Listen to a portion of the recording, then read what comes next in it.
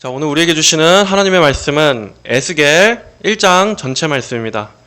우리 에스겔 1장 1절부터 3절까지만 같이 한번 읽어볼까요? 3절까지 시작. 제30년 넷째 달 5일에 내가 그발 강가에서 포로들 가운데에 있을 때 하늘이 열리고 하나님의 환상들을 내가 보았다. 여호야긴 왕이 포로로 잡혀온 지 5년째 되는 그달 5일에 여호와의 말씀이 갈대아 땅 그발 강가에서 부시의 아들인 제사장 에스겔에게 특별히 임하셨으니 여호와의 손이 그곳에서 그의 위에 임하셨다. 아멘. 오늘부터 에스겔서를 강의하려고 합니다. 첫 시간으로 여호와는 강하시다, 여호와는 강하시다 라는 제목으로 하나님 말씀 증거하겠습니다. 이 에스겔서를 쓴 에스겔 선지자는 남유다의 선지자였습니다. 에스겔, 이 에스겔이라는 이름의 뜻은 오늘 제목과 같이 여호와는 강하시다 또는 여호와께서 강하게 하신다 라는 뜻입니다. 여호와께서 강하게 하신다.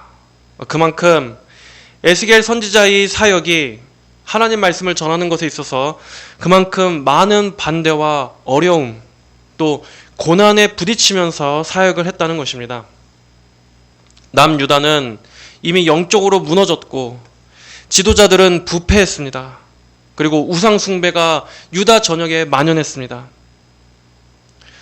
그리고 또 총 3차례에 걸친 바벨론의 유다 침공으로 인해서 유다 전역이 초토화된 그러한 시대에 하나님의 사명을 감당해야 했던 에스겔이 맡은 바 사명을 잘 감당할 수 있도록 하나님께서 오늘 이 이름과 같이 특별히 강하게 붙들어 주셔야 할 필요가 있었던 것입니다. 에스겔 선지자는 포로지 한가운데서 말씀을 전했던 선지자였습니다.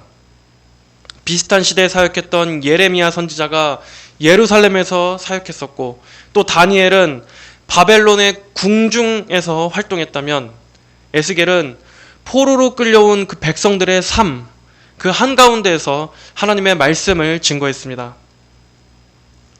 바벨론은 제2차 침공 때 유다의 왕과 또 왕족들, 귀족들을 다 포로로 잡아다가 바벨론으로 끌고 갔었는데 이 두 번째 침공 때 에스겔도 같이 사로잡혀 끌려가게 됩니다.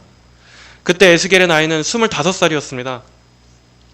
이때 사로잡혀간 유다의 포로민들은 대부분 그발 강가의 텔아비브라는 이 지역에 거주하면서 강제로 운하 건설에 동원되는 등 비참한 포로 생활을 했었습니다. 포로로 끌려온 유다 백성들은 아직 함락되지 않은 그 예루살렘을 생각하면서 하나님의 성전이 있는 예루살렘만큼은 절대로 함락되지 않을 거라고 굳게 믿고 있었습니다. 또 머지않아 자신들은 이방 땅에서 해방돼서 본토 유다로 금세 돌아갈 수 있을 거라는 희망을 갖고 있었습니다. 하지만 그러한 상황 가운데서 에스겔 선지자가 외쳐야 했던 메시지는 그런 낙관적인 희망을 지지해주는 이야기가 아니라 회개였습니다. 에스겔 선지자는 이렇게 외쳐야 했습니다. 여러분, 그런 희망은 헛된 것입니다. 우리가 여기로 끌려오게 된 것은 우리의 죄악에 대한 하나님의 공의로운 심판이십니다. 그리고 지금 저 죄악 가운데 있는 본토의 예루살렘도 저들이 회개하고 돌이키지 않는다면 하나님의 심판을 면치 못하고 마침내 함락될 것입니다. 그러므로 우리가 살 수 있는 유일한 길은 우리의 죄악을 인정하고 하나님의 손 아래에 있는 이 심판을 겸허히 받아들이는 것입니다.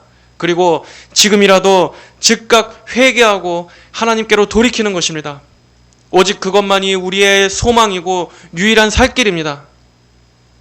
에스겔 선지자가 외쳐야 했던 메시지는 바로 이것이었습니다. 이것이 에스겔의 사명이었습니다. 하지만 이러한 메시지를 백성들이 들으리 만무했습니다.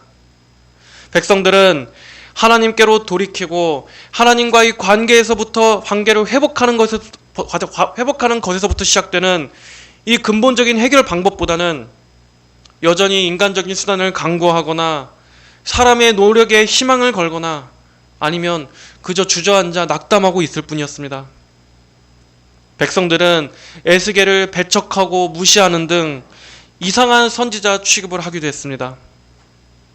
우리가 앞으로 에스겔서를 살펴보면 알겠지만 이 에스겔 선지자의 사역의 특징을 보면 좀 특이한, 좀 기이한 행동들을 하는 게 많이 나옵니다.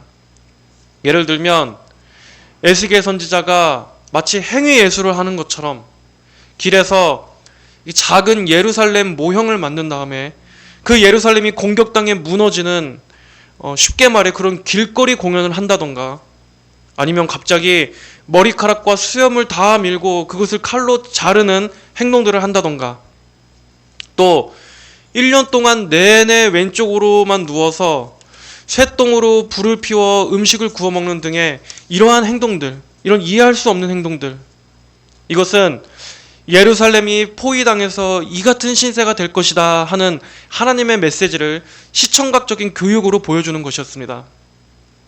이런 식으로 에스겔 선지자가 하나님의 뜻을 전했던 것은 백성들이 자신들이 처한 상황에 대한 하나님의 뜻과 길을 이런 식으로라도 생생하게 이해할 수 있기를 바랬던 것이었습니다.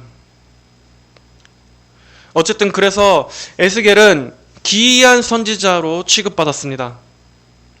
그래서 어떤 현대 신학자들 중에 어떤 학자들은 바로 에스겔의 이러한 면 때문에 에스겔이 좀 정신적으로 문제가 있는 선지자가 아닌가 하는 그러한 평가를 하기도 했습니다.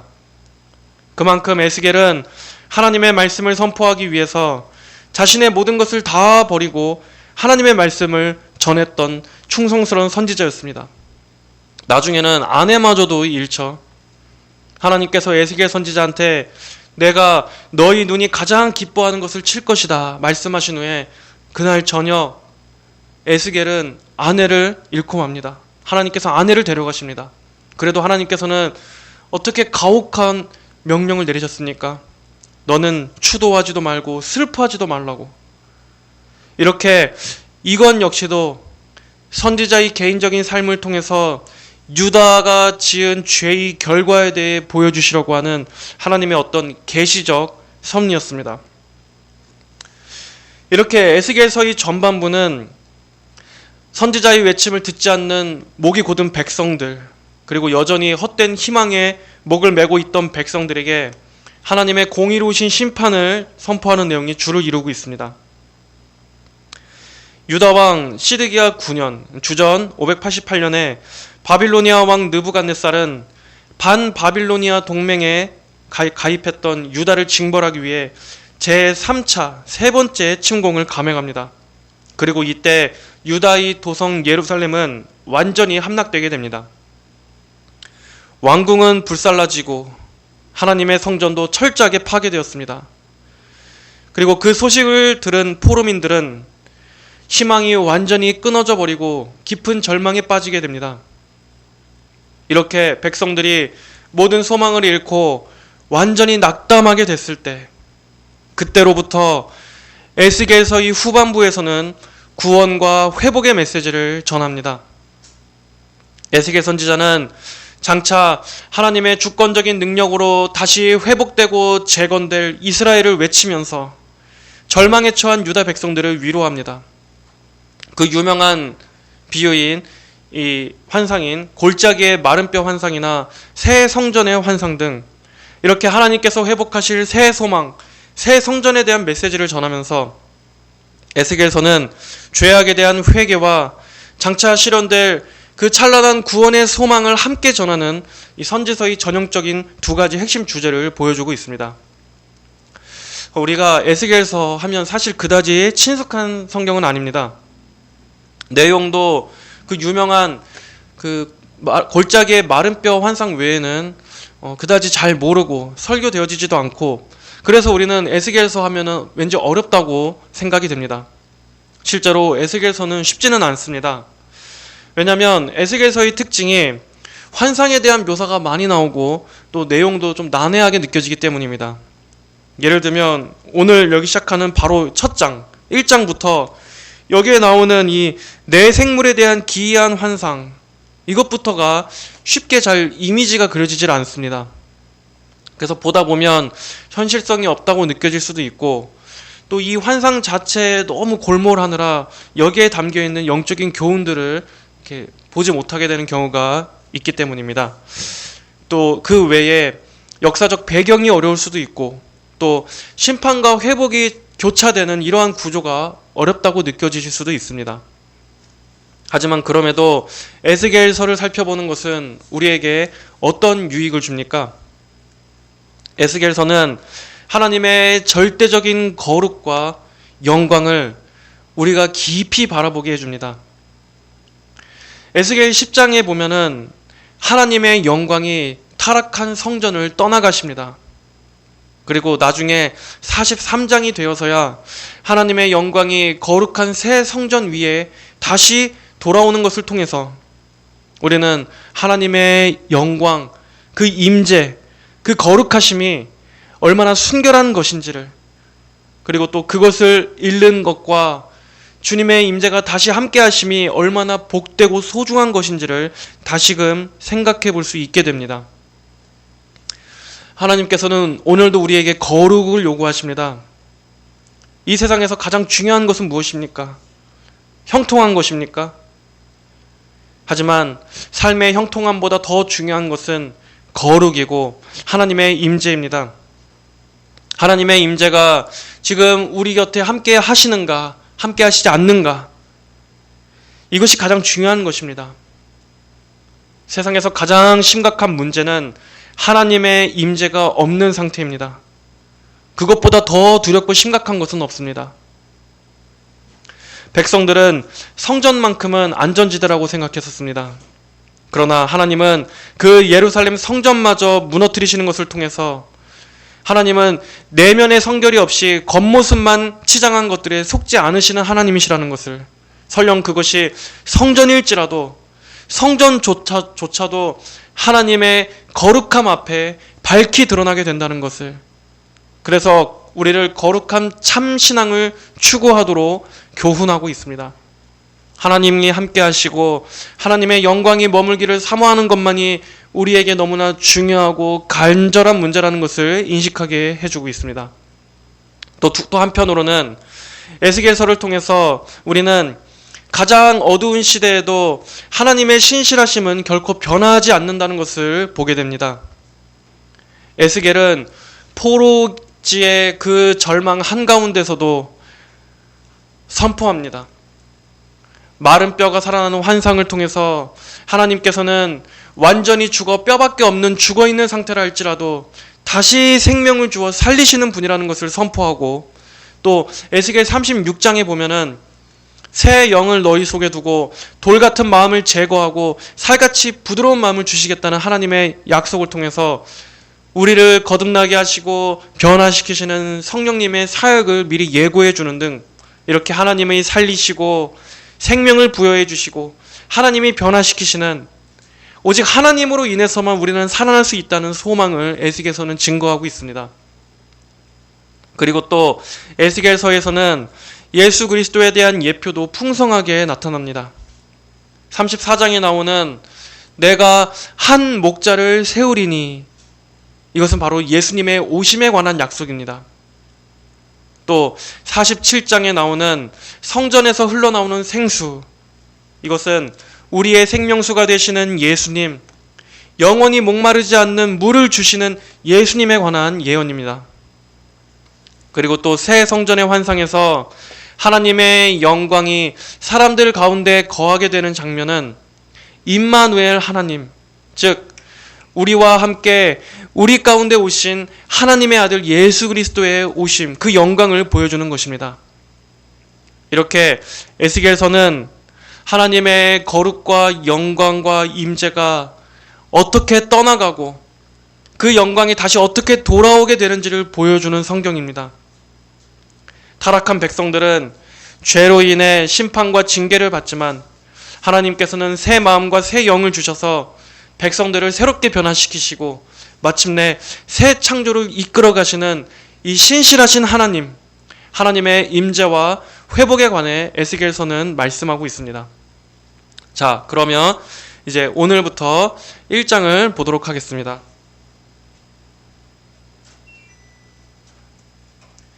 자, 먼저 1장 1절.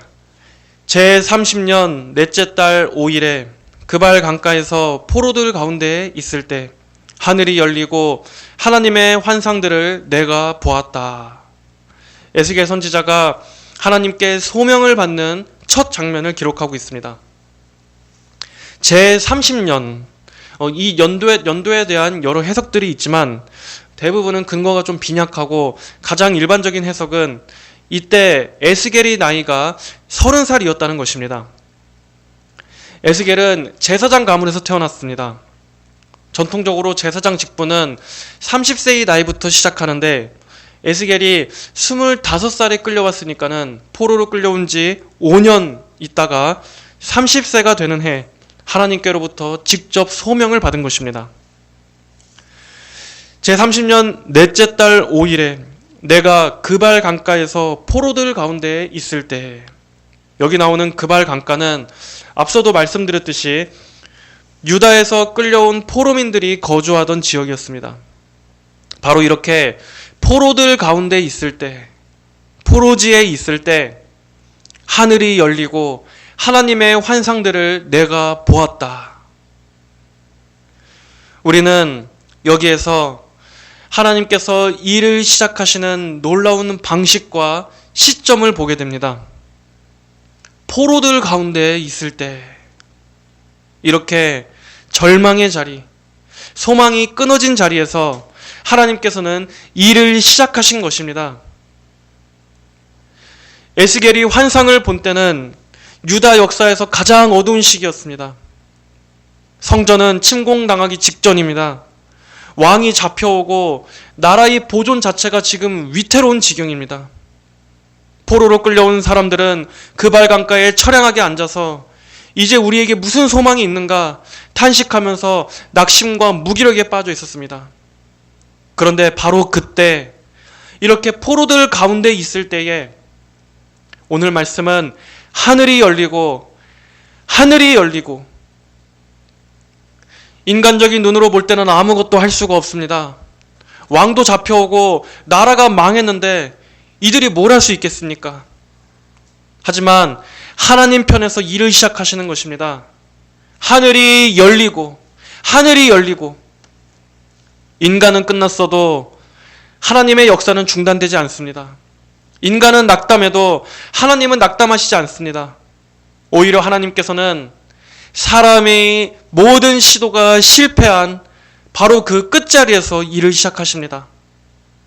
하나님께서는 그 절망의 포로지에도 찾아오신 것입니다. 하나님께서 무슨 영광스럽고 종교적인 성전에 있을 때 오셨습니까? 아닙니다. 여기는 절망밖에 없는 포로지입니다. 거룩한 성전도 없고 예루살렘도 아니고 오히려 이방 땅입니다. 하나님이 안 계실 것 같은, 도움이 끊어진 것 같은 이방 땅입니다. 그런데도 하나님이 여기에 계신 겁니다. 무소부지하신 하나님께서는 어떤 곳에라도, 어떤 상황이라도 주의 백성들과 함께 하심을 보여주십니다. 교회 안에서만이 아니라 내가 일하는 직장에도, 나의 가정에도, 내가 있는 곳 어디에도 하나님께서는 지금 함께 계신 것입니다. 내가 승승장구하고 내가 거룩하고 내가 영적으로 충만할 때만이 아니라 내가 피폐해져 있고 영적으로 식어 있고 소망이 약해져 있고 절망의 어두움이 음습해 오는 그러한 상황 가운데서도, 그래서 이제 나는 끝났구나, 더 이상 아무런 소망이 보이지 않는다 하고 포기해버린 그 자리에도 하나님께서는 오히려 그때 일을 시작하시는 것입니다. 인간의 수단과 노력이 실패해버린 그 자리가 하나님의 시작입니다. 왜 하나님은 이렇게 일하십니까? 그래야만 우리가 자랑할 것이 없고 오직 하나님의 전능과 영광만이 드러나기 때문입니다. 하나님께서는 비록 그들의 죄로 인해서 이렇게 포로의 자리까지 낮추셨지만 하나님은 결코 자기 백성을 버리시지 않으셨습니다. 백성들은 하나님은 우리를 버리셨다라고 생각했었습니다. 바벨론이 믿는 신이 우리가 믿는 여호와 하나님보다 더 강하다고 생각했을 것입니다. 그만큼 그들이 하나님을 피상적으로 알고 있었습니다. 그러나 하나님께서는 한순간도 자기 백성을 버리시지 않습니다. 하나님은 가장 낮은 자리, 포로지까지 오셔서 그들 가운데 계십니다. 성경에서도 다니엘을 한번 봐보십시오. 다니엘도 바벨론으로 끌려왔지만 바로 거기에서 하나님의 영광이 나타나지 않았습니까? 바벨론의 궁정 한가운데서. 요셉은 어떻습니까? 요셉도 노예로 팔려갔지만 거기에서 그의 인생이 끝났습니까? 하나님은 그가 가장 비참해지고 위험했던 자리에 처했던 그 바닥에서조차도 하나님은 한순간도 떠나시지 아니하시고 요셉과 함께 하셨습니다. 모세도 그가 젊은 시절 혈기로 하려고 했었을 때는 실패했었지만 그가 어디에서 하나님을 만났습니까? 홀로 된 광야에서 만났습니다. 모든 인간적인 혈기와 기력이 다 빠진, 오랜 시간이 지나 그의 야망이 다 꺼진 그 후에 하나님은 그에게 나타나셨습니다. 신약의 예수님의 제자들도 예수님께서 십자가에 달려 죽으시는 것을 보고 완전히 낙담하고 있었을 그때에 예수님이 그들 가운데 나타나셨습니다. 이렇게 성경은 항상 우리가 생각하기에 끝이라고 생각되는 그때에 하나님은 시작하신다는 것을 보여주고 있습니다. 하나님은 인간의 절망의 자리에서 시작하십니다. 만약 우리가 우리의 지혜로서 상황을 해결한다면 아마 우리는 스스로를 자랑했을 것입니다. 내가 그때 선택을 잘해서, 내가 그때 지혜롭게 문제 해결을 해서, 내가 그때 나의 능력과 돈이 많아서 이렇게 공로를 나에게 돌릴 것입니다. 그렇다면 하나님의 도움은 없습니다. 하나님께 영광 올릴 일은 없습니다. 하지만 하나님께서는 그런 인간의 도움과 의지, 자랑을 다 끊어버리시기 위해서 인간의 모든 걸 다 낮추십니다. 그래서 오직 하나님만 바라보게 하시려고, 하나님 외에는 도움이 없고 하나님 외에는 소망이 없어서 하나님만 바라볼 수밖에 없을 때, 하나님의 말씀만 붙들 수밖에 없을 때, 바로 그때 하나님은 말씀하십니다. 그렇게 깨어져야만 하나님의 말씀이 들리기 때문입니다. 나의 자존심이 무너지고 내가 정말 아무것도 아니라는 것을 깨닫고 깨어져야만 인간은 그때 하나님의 말씀이 들리고 하나님 앞에 겸손해질 수 있습니다. 완전히 엎드려 복종할 수 있습니다. 그래서 그렇게 하나님께서 건져주셨을 때 오직 하나님께만 감사할 수 있는 것입니다. 그러므로 상황이 아무리 절망적이라고 해서 하나님까지 그 상황에 제한되시는 것은 아닙니다. 하늘이 열리고 그발 강가에서도 하나님은 일하십니다. 우리는 나의 일터와 나의 가정, 삶, 그리고 교회 안에서뿐만 아니라 교회 밖에서 어디에서도 하나님이 계시지 않는 곳은 없으며 하나님은 언제나 일하시고 언제나 역사하실 수 있으시다. 항상 우리는 이것을 기억해야 하는 것입니다. 에스겔은 여기에서 환상을 보았습니다. 에스겔 선지자가 이렇게 환상을 본 정확한 날짜와 장소를 구체적으로 기록한 것은 이것이 그냥 자기가 지어낸 허구가 아니라 실제로 하나님께로부터 받은 것임을 강조한 것입니다. 하나님께서는 구약 때에 특별 계시로서 환상을 보여주시기도 했습니다. 하지만 그렇다고 해서 오늘날 우리도 환상을 볼 수 있다는 그러한 얘기는 아닙니다. 오늘날에는 이제 특별 계시는 성경으로 완전히 종결되었습니다. 하나님께서는 더 이상 환상이나 어떤 특별한 음성으로서 계시를 주시지 않습니다. 이미 성경으로 하나님의 뜻은 충분히 계시되었기 때문입니다. 그런데도 어떤 사람들은 내가 천국에 갔다 왔다, 어떤 환상을 보았다, 꿈에 예수님의 얼굴을 보았다, 또 무슨 환상으로 예언을 보여주셨다 하고 또 많은 사람들은 거기에 혹해서 우르르 쫓아다니는데 절대 그런 것들에 속지 마셔야 합니다. 우리에게는 성경만으로 충분합니다. 성경을 끝으로 더 이상의 예언도 없고 더 이상의 계시도 없습니다. 이미 성경이 충분하기 때문에 더할 것이 없는 것입니다. 그러므로 우리는 환상이나 신비한 체험이 아니라 말씀에 집중하는 성도들이 되셔야 합니다. 오히려 지금 시대의 환상은 마귀가 미혹하는 통로로서 작용할 위험이 큽니다.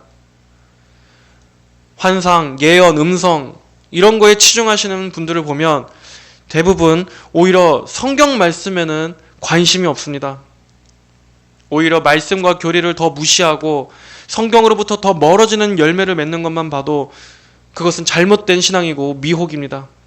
환상은 이 당시에만 하나님께서 특별하게 사용하신 그 도구라는 것을 잘 유념하셔야 합니다.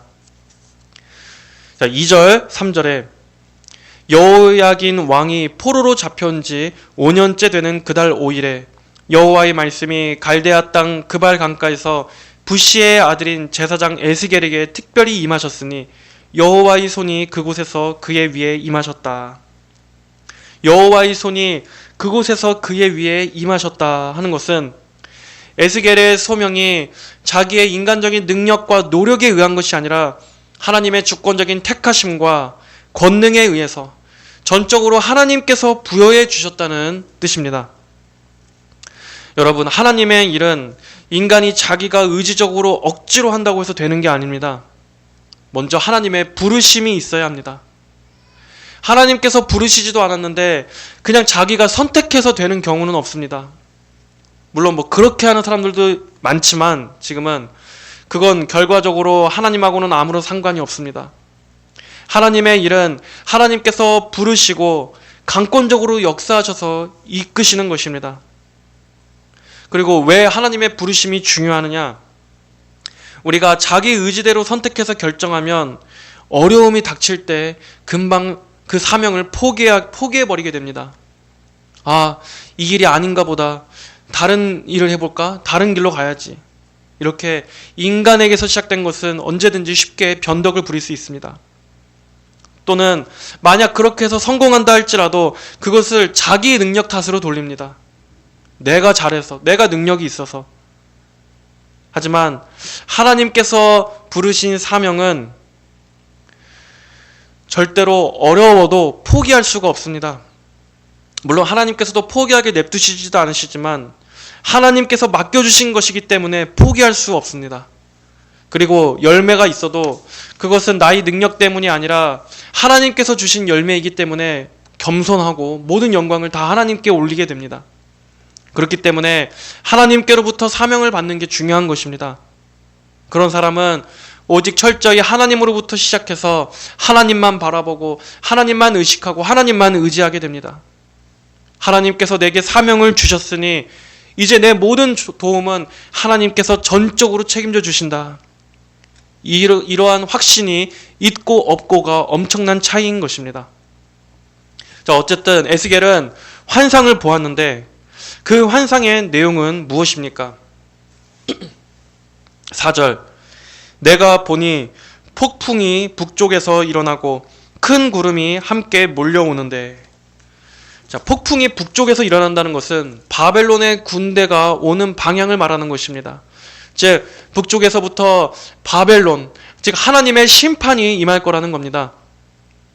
하나님께서 에스겔을 선지자로 부르신 후에 처음 보여주신 환상 장면은 심판에 대한 것이었습니다. 유다 백성들은 헛된 희망, 즉 예루살렘은 안전할 것이다 라고 이들은 이렇게 생각했었지만 그 헛된 희망을 버리라는 것입니다. 이게 인간의 생각과 하나님의 생각이 다른 겁니다. 인간은 심판과 징계 없이 바로 복으로 가기를 원합니다. 죄도 없고 책망도 없고 회개도 없이 바로 형통으로 가기를 바랍니다. 하지만 하나님께서는 죄라는 근본적인 문제를 해결하시기를 원하십니다. 인간의 이 뿌리, 이 죄성이 고쳐지는 과정 없이 바로 복 주시고 바로 형통케 하시는 방법은 하나님은 그런 우상과 같은 분이 아닙니다. 하나님께서는 예비하신 회복으로 이끌어 가시기 위해서 먼저 반드시 죄의 뿌리를 제거하시는 과정, 즉 징계를 통한 회개의 과정을 거치십니다. 폭풍이 북쪽에서 일어나고 큰 구름이 함께 몰려오는데 불이 계속 번쩍이고 사방에 광채가 나며 그 불 가운데는 번쩍이는 보석의 광채 같은 것이 있었다. 여기 나오는 폭풍, 구름, 불은 하나님의 그 두렵고 영광스러우신 그 임재를 상징하는 것입니다. 하나님의 거룩하심, 초월하심을 보여주고 있습니다. 하나님께서는 이 초라한 어두운 그발 강가에서 이렇게 두려운 위엄을 보여주십니다.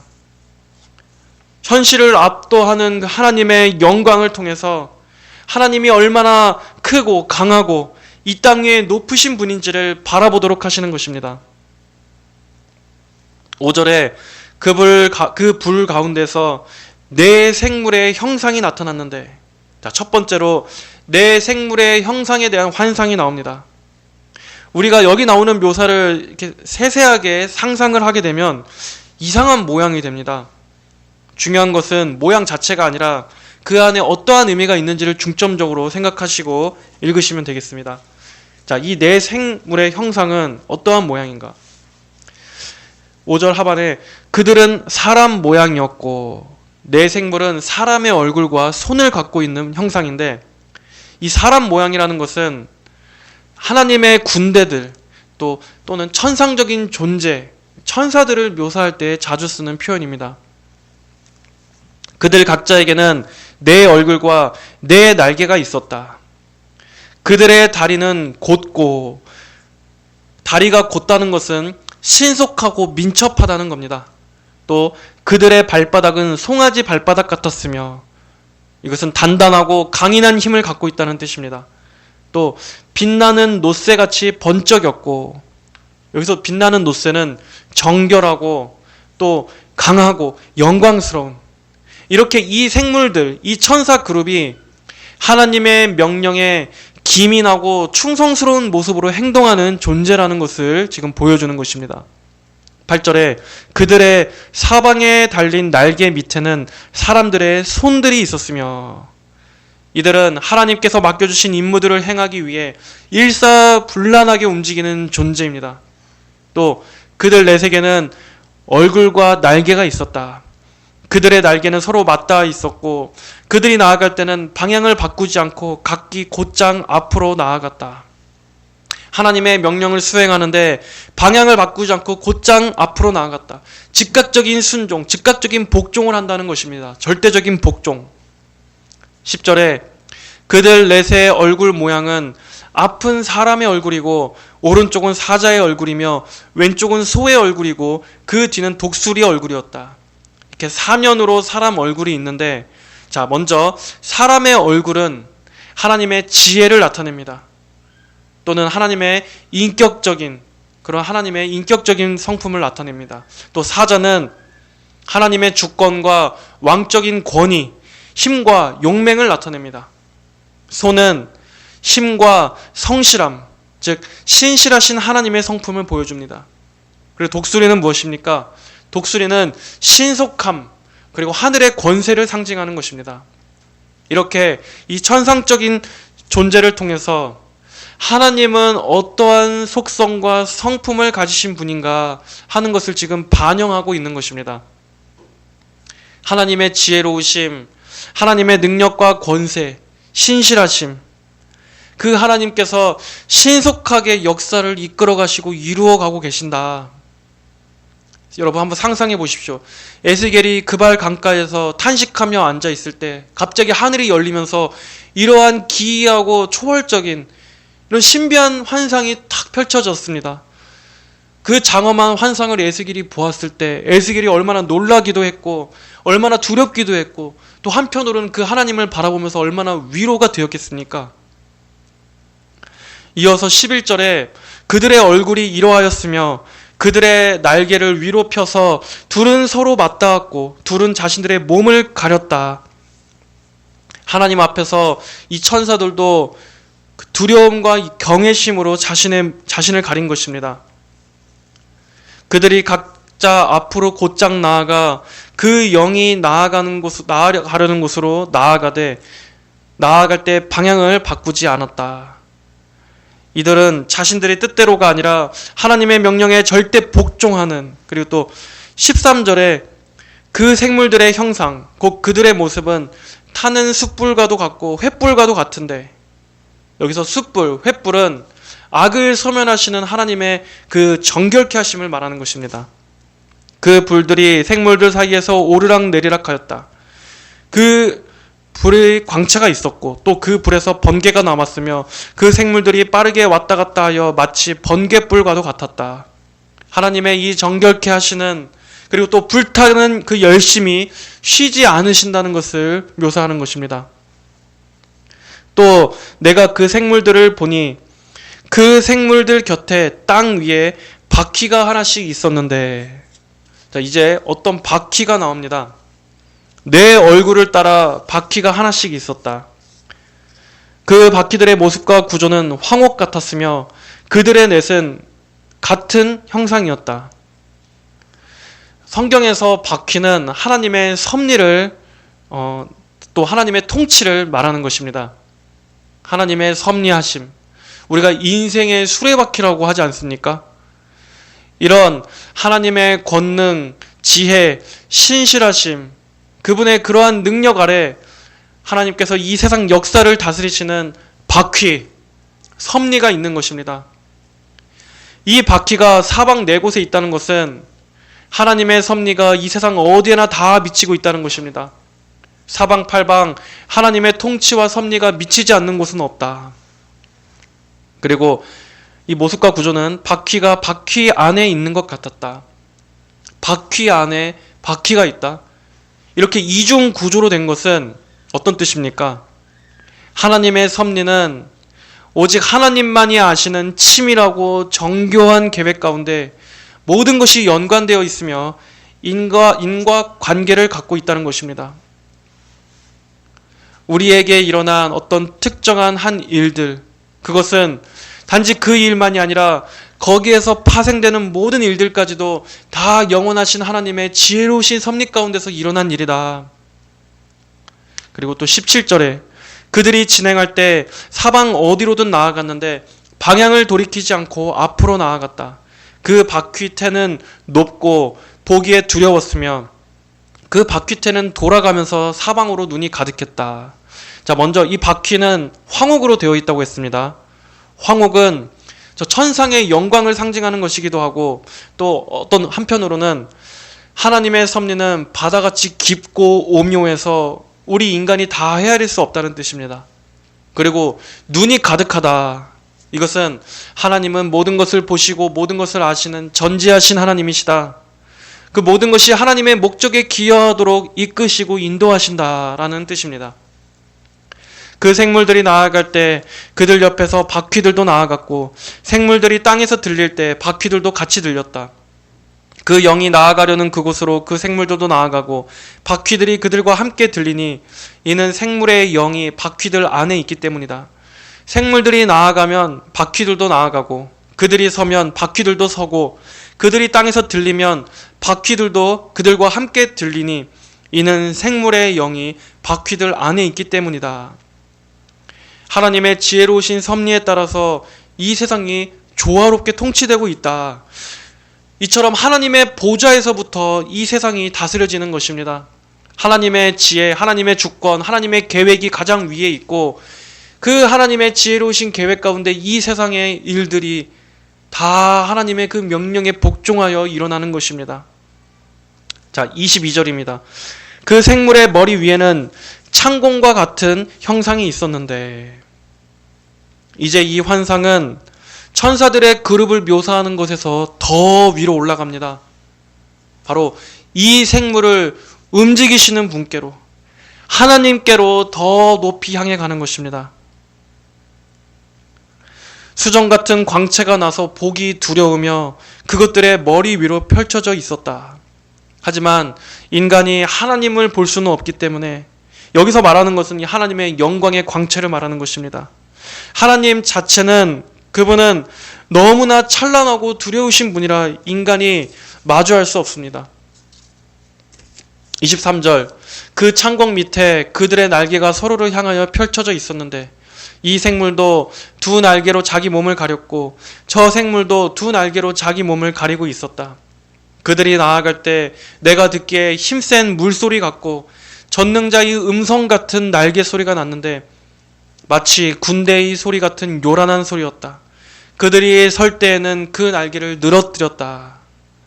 하나님은 이처럼 압도적인 위엄을 가지신 분입니다. 하나님의 음성은 마치 힘센 물소리와 같고 전능자의 음성같이 오늘도 하나님은 이 말씀의 권능으로 세상을 통치하시고 죄인을 회개하게 하시고 교회를 다스리시고 악인들을 심판하시는 것입니다.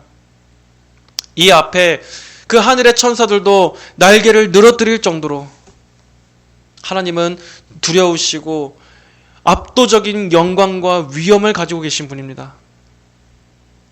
하지만 인간만큼은 이 음성 앞에 여전히 완고하지 않습니까? 저 하늘의 거룩한 천사들도 하나님의 그 권능 앞에 두려워 떨 수밖에 없는데 오직 인간만 하나님을 대적하고 있습니다.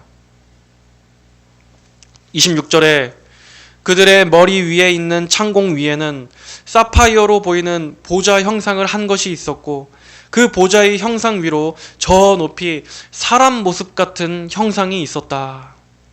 자, 여기에 나오는 사파이어는 요한계시록 21장 19절에 보면 하나님께서 지으신 저 하늘의 예루살렘, 새 예루살렘의 그 성곽 기초석으로 사용된 보석입니다. 사파이어, 저 천국의 푸르고 빛나는 영광을 보여주는 것입니다. 그리고 거기에 누가 있습니까? 그 보좌의 형상 위로 저 높이 사람 모습 같은 형상이 있었다. 바로 예수 그리스도를 지금 예표하고 있는 것입니다. 거기에 예수님이 계시는 것입니다. 영원전부터 계신 하나님의 아들, 우리의 구주이시자 이 세상의 심판주로 오실 예수님께서 이 환상의 가장 그 정점 위에 계신 것입니다. 내가 보니 그의 허리 위는 보석의 광채처럼 번쩍였고 불같은 것이 주위를 두르고 있었으며 그의 허리 아래는 불과 같은 모습이었고 주위에 광채가 있었다. 완전한 거룩의 불, 그리고 영광, 심판 권세가 다 이분에게 있다. 그리고 마지막 28절에 그 둘러싼 광채의 모습은 비 오는 날 구름 속에 있는 무지개 같았는데 그 둘러싼 광채의 모습이 비 오는 날 구름 속에 있는 무지개 같았는데 여러분, 이것은 마치 노아 언약을 상기시키는 것 같지 않습니까? 심판 중에도 하나님의 끊어지지 않는 은혜의 언약이 숨어 있다는 것입니다. 심판과 징계 속에도 하나님의 자비와 구원은 결코 끊어지지 않는다. 그것은 여호와의 영광스러운 형상과 같은 모습이었다. 내가 보고 얼굴을 대고 엎드려 말씀하시는 분의 음성을 들었다. 에스겔은 이렇게 압도적인 장엄한 환상을 보았습니다. 그발 강가에서 포로지 가운데 이렇게 낙담했던 그 한 선지자에게 이렇게 크고 찬란한 영광스러운 환상이 임하게 된 것입니다. 그러자 에스겔 선지자는 그 앞에 엎드릴 수밖에 없습니다. 이렇게 환상을 통해서 하나님의 지혜와 통치, 권세와 능력으로서 이 세상을 다스리고 계시는 것을 보았는데 어떻게 그 하나님 앞에 부복해서 말씀해 주옵소서 이렇게 듣지 않을 수 있겠습니까?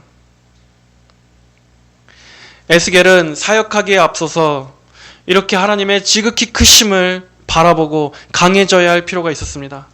하나님께서는 그를 비롯하여 그가 전하는 메시지, 하나님이 이렇게 크고 높으신 분이라는 그 메시지를 통해 백성들을 강하게 하시려고, 이 에스겔을 강하게 하시려고 이 환상으로서 에스겔서를 시작하신 것입니다.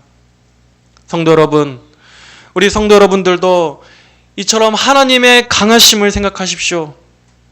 하나님이 어떠한 분이십니까?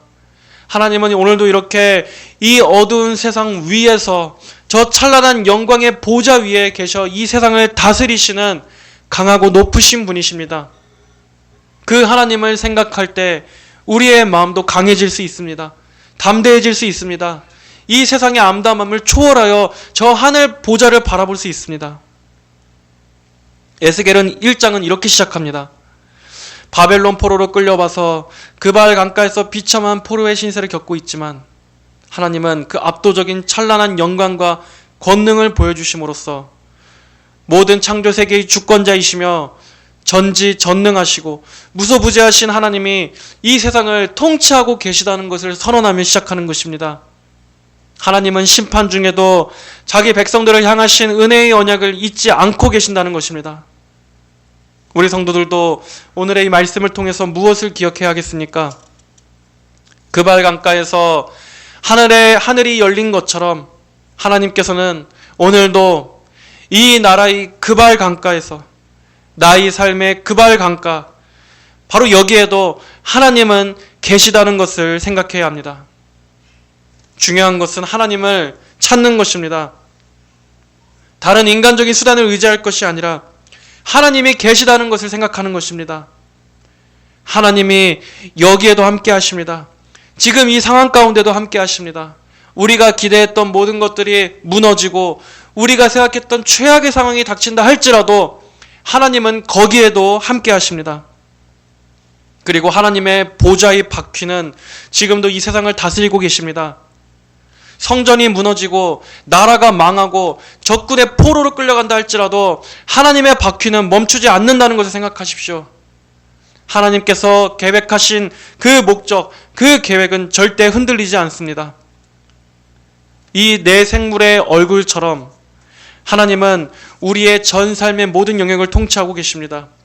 오늘도 신속하고 신실하게 하나님의 뜻대로 이끌어가고 계심을 믿으십시오. 언제나 하나님은 계시다는 것, 그리고 하나님은 멀리 계시지 않고 항상 보고 계시고 움직이고 계시고 일하고 계시다는 것, 내가 하나님의 도움이 없고 하나님의 일하심이 없을 거라고 생각하는 이 상황, 이 장소에서도 하나님은 여전히 강하시다. 그리고 하나님은 나를 강하게 하신다.